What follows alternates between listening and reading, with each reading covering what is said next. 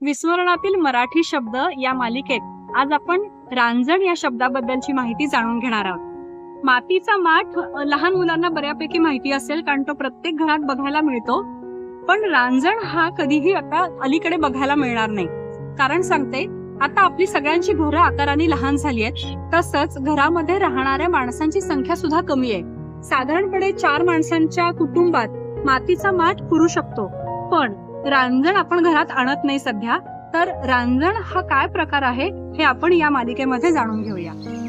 रांजण म्हणजे पाणी साठवण्यासाठी वापरलं जाणारं मातीचं किंवा धातूचं अत्यंत मोठं आणि गोलाकार भांड।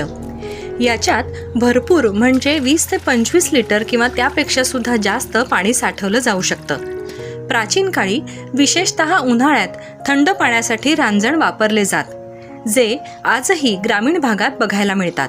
हे रांजण मातीचे असतात। माठ किंवा घडा याच्यासारखेच पण आकाराने खूप मोठे असतात। धान्य साठवण्यासाठी सुद्धा याचा वापर झाला आहे। उन्हाळ्यात रांजणातलं पाणी नैसर्गिकरित्या थंड राहतं।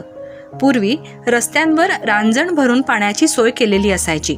सिमेंटमध्ये हा मातीचा रांजण भक्कमपणे बांधलेला असायचा।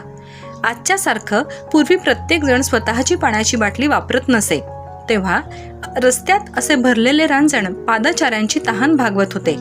सध्याच्या फ्रीजमधल्या पाण्यापेक्षा रांजणातलं पाणी हे आरोग्यासाठी उत्तम आणि नैसर्गिकरित्या थंड झालेलं असायचं। त्यामुळे उन्हाळ्यात माठ, रांजण यातलं पाणी शरीराला कधीही बाधत नव्हतं। तहानलेला कावळा किंवा हुशार कावळा ही गोष्ट जर आठवत असेल तर त्यात या रांजणाचा उल्लेख केलेला आहे। ही माहिती कशी वाटली ते आम्हाला कमेंटमध्ये म्हणजे प्रतिक्रियांमध्ये नक्की सांगा। हा व्हिडिओ शेअर करायला विसरू नका आणि विस्मरणात जाणारे मराठीतले कुठले शब्द तुम्हाला अजून ऐकायला किंवा त्याच्याबद्दलची माहिती जाणून घ्यायला आवडेल ते आम्हाला नक्की सांगा।